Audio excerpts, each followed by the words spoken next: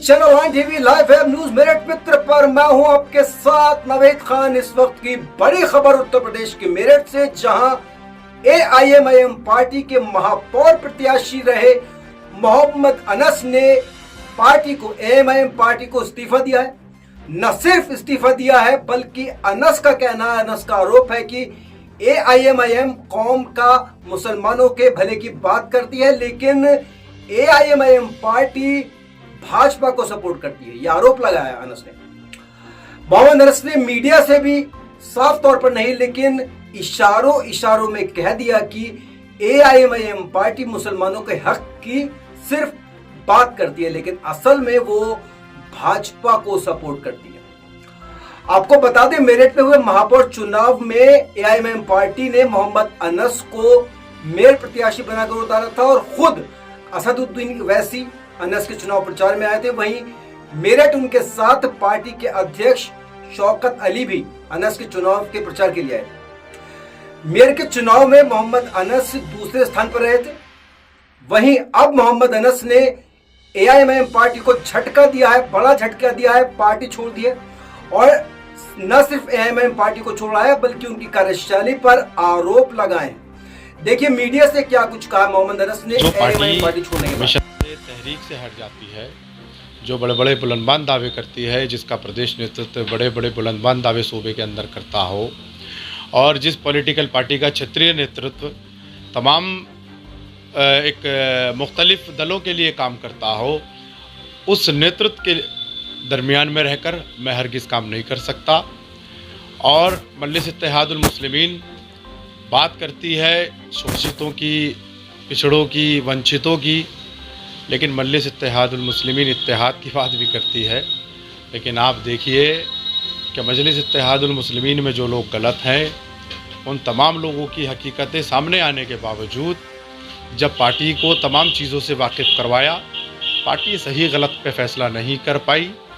इसलिए मैंने मजलिस इत्तेहादुल मुस्लिमीन से इस्तीफ़ा दिया, क्योंकि जो जमात सही गलत पे फैसला नहीं कर सकती, जो जमात अपने उन लोगों पे भरोसा नहीं कर सकती जिन्होंने एक दशक तक पार्टी की बुनियाद से लेकर पार्टी के राजनीतिक ढांचे को खड़ा किया हो, उस जमात में रहकर काम नहीं किया जा सकता, उस जमात के नेतृत्व के दरमियान में रहकर काम नहीं किया जा सकता। मतलब किस तरीके के लोग थे जो गतिविधि, आरोप भी है कि दूसरी पार्टी को अंदर आने समर्थन किया जा रहा था? देखिए, अभी हाल ही में जो 2024 का लोकसभा इलेक्शन हुआ, बैरिस्टर असदुद्दीन ओवैसी साहब जो पार्टी के अध्यक्ष हैं, उन्होंने उत्तर प्रदेश के सियासी मैदान को खाली छोड़ा, इसलिए ताकि वो चाहते थे कि जो फ़िरक़ा परस्त पार्टी है, फ़िरक़ा परस्त ताकतें हैं, उनको हराया जा सके, ताकि देश में तमाम चीज़ें जो हो रही हैं, मॉब लिंचिंग है, मुसलमानों को, दलितों को दबाने की कोशिश है और तमाम जुल्म और सितम किए जा रहे हैं, उन तमाम चीज़ों पर रोक लगाई जा सके।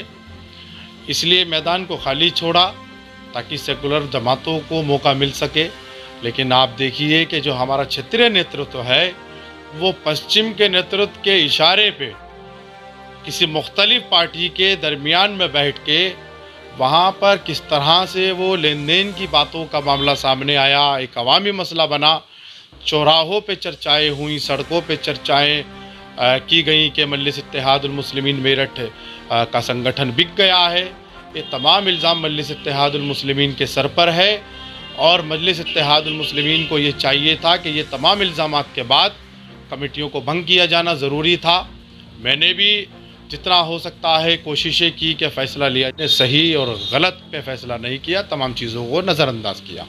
तो आपके पीछे और कितने कार्यकर्ता हैं जो इस इस्तीफा में शामिल? देखिए, हमारे साथ बड़ी तादाद में हमारे लोग हैं और जो लोग मजलिस इत्तेहादुल मुस्लिमीन में काम कर रहे थे, 90% से ज़्यादा संगठन के सवाल यही थे कि पार्टी किसी तरह का कोई फ़ैसला ले।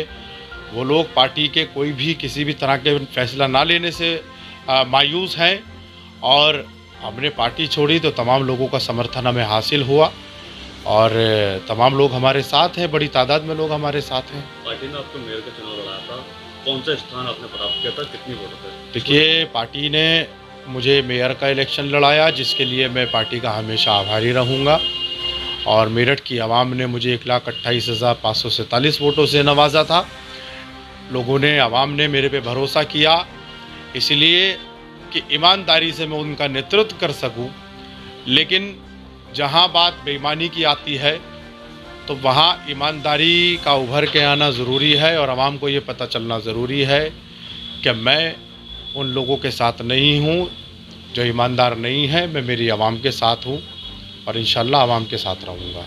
तो ये राजनीति का सफ़र आगे जारी रहेगा, किसी और पार्टी की तैयारी है? देखिए, राजनीतिक सफ़र की बात तो यह है, हमारा मकसद शुरू से रहा है कि हमें आवाम की खिदमत करनी है, दलितों के मसाइल को उठाना है, मुस्लिमों के मसाइल को उठाना है, तमाम पिछड़े शोषित वंचितों की आवाज़ को हमें उठाना है, उनकी खिदमत हमें करनी है। अब खिदमत की शक्ल, खिदमत की बहुत सी सूरतें होती हैं। अब किस शक्ल में हम आवाम की खिदमत करेंगे वो हमारी कोर कमेटी बैठेगी। अभी कुछ भी कहना जल्दबाजी होगी। हमारी कोर कमेटी बैठेगी, चूँकि एक बड़ा ऑर्गेनाइजेशन है, एक बड़ी टीम है, वो बैठ के तय करेगी कि हमारी जो अगला स्टेप होगा, कदम होगा, हमारी दशा क्या होगी, वो मीटिंग में बैठ के हम तय करेंगे।